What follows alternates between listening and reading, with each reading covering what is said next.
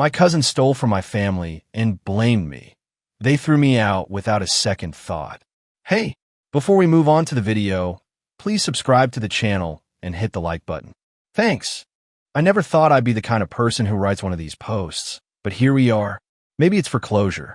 Maybe it's just so I can finally scream into the void and have someone believe me. I'm 19 now, but this happened last year when I was 18, fresh out of high school, trying to juggle community college and a part-time job at a local bookstore. My life wasn't perfect, but I was getting by. I lived with my mom, just the two of us, in a small 2-bedroom apartment. We were close, or at least I thought we were. I helped with groceries, paid a bit of rent when I could, and never caused problems. If anything, I was the quiet one in the family, the one who kept his head down. Then there's Megan, my cousin. She's 17, and we used to be close when we were younger. Summers at Grandma's house, sleepovers, stupid games, all that. But by the time we hit high school, she changed. Started getting into sketchy stuff, skipping classes, stealing vape pens from gas stations, lying just because she could. Everyone in the family knew, but no one really did anything. Her mom, my aunt, just waved it off and said Megan was finding herself. And somehow, even with all the crap she pulled, people still liked her. She was loud, charismatic, funny when she wanted to be. I was the background guy in the family group chats. She was the center of attention. I don't think she ever liked that I was close to our grandma. My grandma's always been one of the only people in the family who really saw me. She used to pull me aside and tell me how proud she was, how happy she was that I was in school, staying out of trouble. I think that made Megan jealous, especially since Grandma didn't shy away from pointing out Megan's behavior. There were more than a few tense dinners where Grandma would make a passive-aggressive comment like, "Some kids still have manners, thank God," and Megan would roll her eyes at me like she wanted to slap the skin off my face. I should have seen what was coming.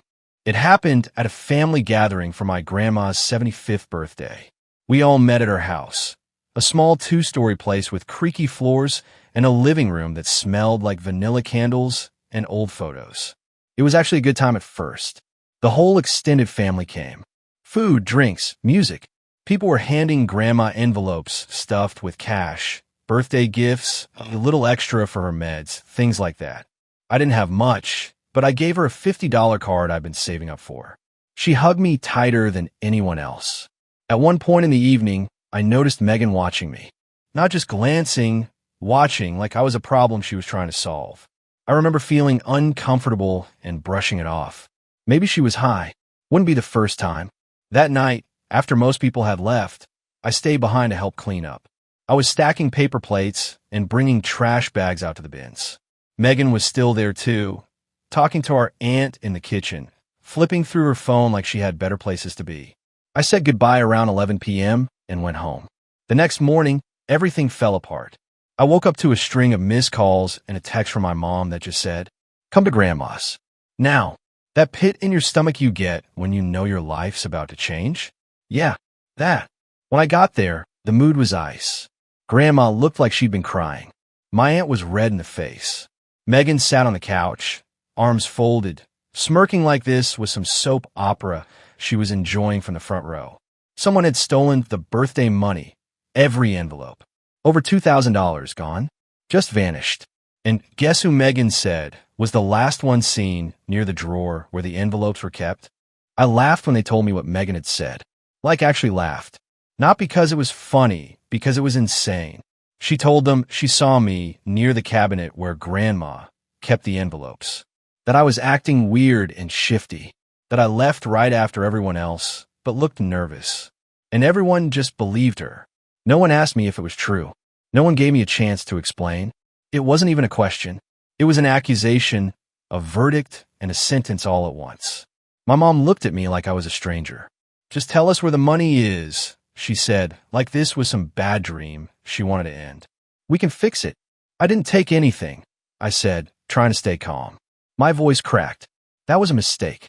"You're shaking," my aunt snapped. "Why are you shaking if you didn't do it?" "Because I'm being accused of something I didn't do." I shot back.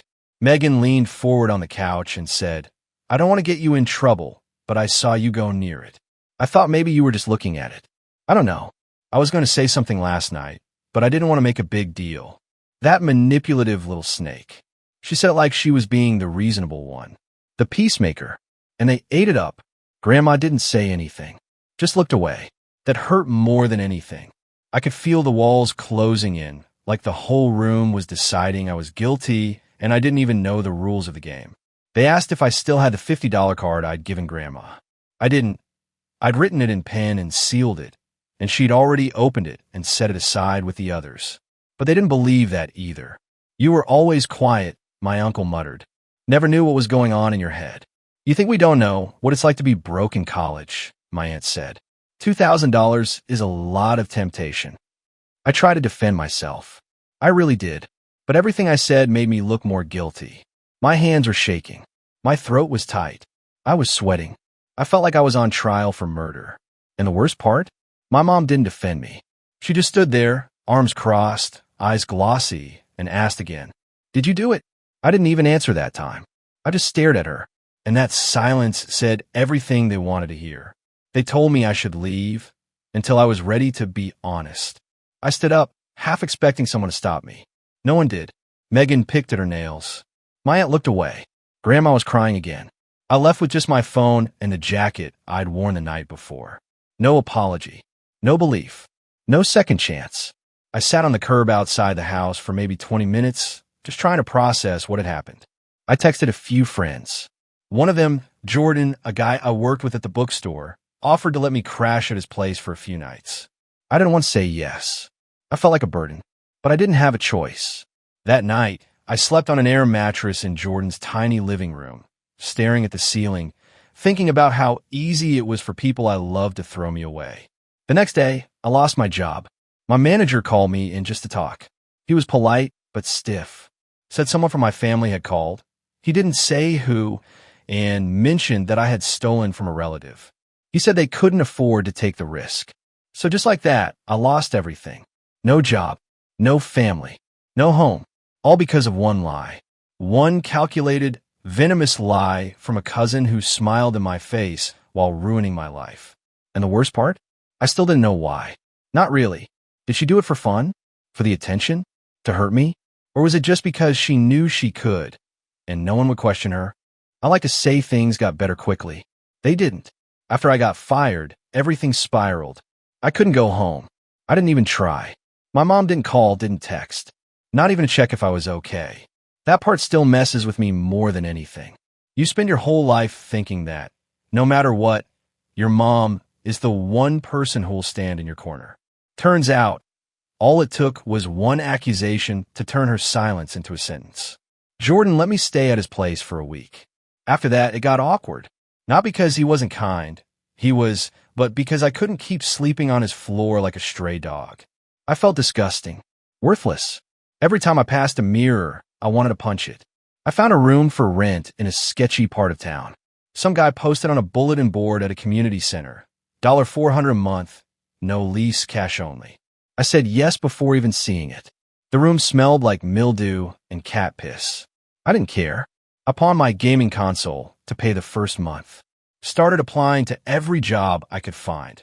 Warehouse work, late-night gas stations, janitorial gigs. Anything that didn't ask for references. Eventually landed a job at a fulfillment center pulling 10-hour graveyard shifts loading packages. My back ached. My feet blistered. The pay was crap, but it was something. I stopped going to classes for a couple weeks. I couldn't focus. Every time I tried to study, I just thought about my grandma's face.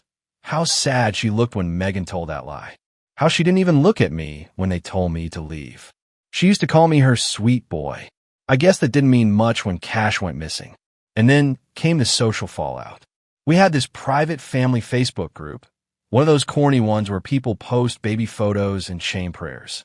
I was quietly removed from it 2 days after the party. No one called me. No one messaged to check in. Even cousins I'd grown up with, people I'd share birthdays with, slept over at their houses. They just ghosted me. Like I never existed. The only people who didn't treat me like a pariah were a few old classmates and my coworkers at the warehouse. None of them knew what had happened. They just knew I kept my head down and worked hard. That was enough. Eventually, I crawled back into school. I dropped one class, barely passed the others. I stopped going out. I stopped talking unless I had to. I developed this permanent knot in my chest, part rage, part grief, part shame.